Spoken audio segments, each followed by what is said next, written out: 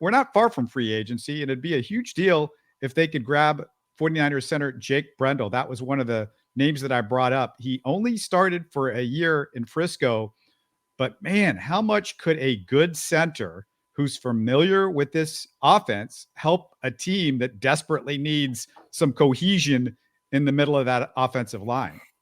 It means everything. You take into account your bookends, your left and right tackle. Presumably, those guys aren't going to go anywhere. They're probably going to get extensions, probably Laramie first, Titus second. And then that is, the most important thing right now on this Texans offensive line is nailing down that center. You'd like to have a good, smart, tough, veteran NFL guy to come in here that, sure, is familiar with this type of offense, the run zone blocking scheme. We saw a couple of different blocking schemes under the Kubiak regime. Obviously, a very similar offense with the Shanahan. He stems from that tree as well, but they employed both zone and gap blocking systems. If you can get a great, durable, knowledgeable veteran center in here, that's a game changer for this Texans offensive line, Robert.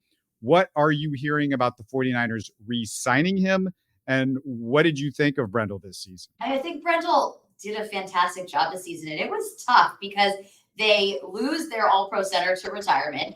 And also, again, going back to the number of quarterbacks, the 49ers went through technically 4 quarterbacks, obviously going through the NFC Championship game, but throughout the regular season, 3 different quarterbacks. And so Jake Brendel was someone I actually had the opportunity to talk to a lot because I did a story on the offensive line and talked to him about it. And, his thinking was, we have to block for who's ever there, and who's ever behind me is, I'm going to be the center for. But I think it's very impressive how well he did, especially having gone through so many quarterbacks. So I think for San Francisco, it's a somewhat important signing because you want to keep that chemistry on the offensive line, and you're going to have a second-year quarterback coming in Brock Purdy. Yes, there may be a quarterback competition, but this really is Brock Purdy's job to lose. And I think you want to keep things as continuous as you can.